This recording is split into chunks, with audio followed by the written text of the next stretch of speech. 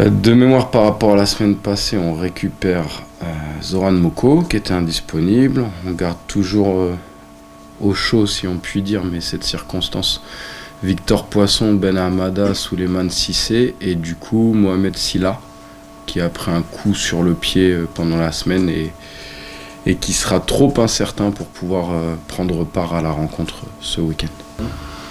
Je nous attends parce que je m'inclus dans l'équipe. On fait tous partie de la même famille, si on peut dire, ou du même groupe. Et cette réaction, on doit tous l'avoir.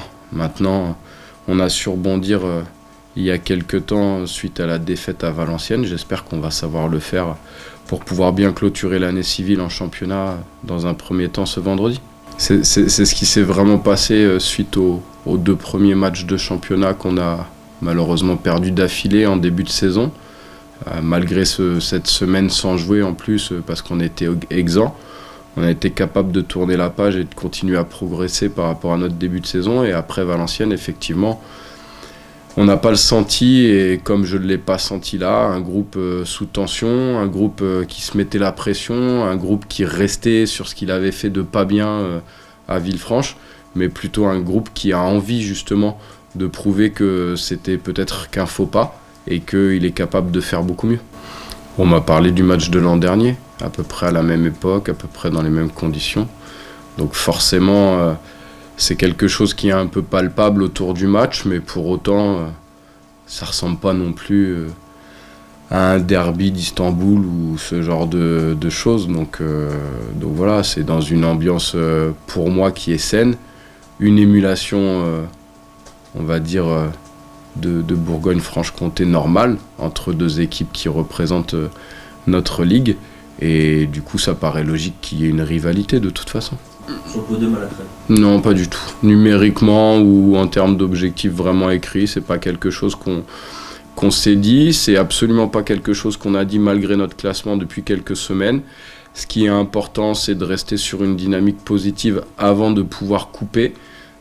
Pour éviter justement une période où on pourrait gamberger pendant la trêve si jamais ça se passe pas bien sur ces 3 derniers matchs, parce que j'inclus celui de Villefranche et puis le match de la semaine prochaine.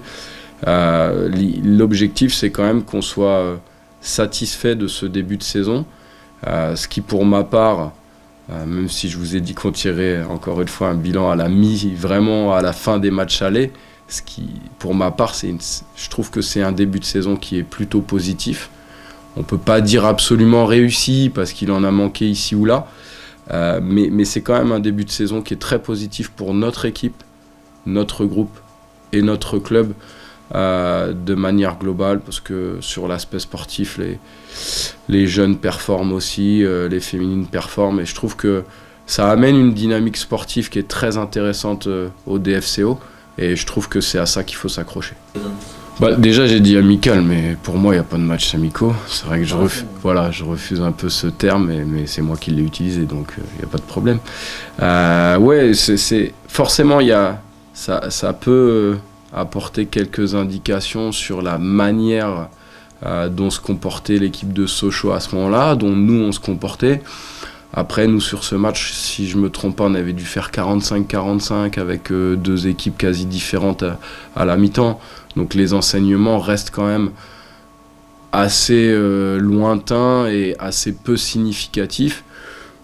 On va surtout s'appuyer sur le travail de vidéo qu'on a fait sur les derniers matchs de Sochaux, comme à chaque match, pour préparer chaque adversaire.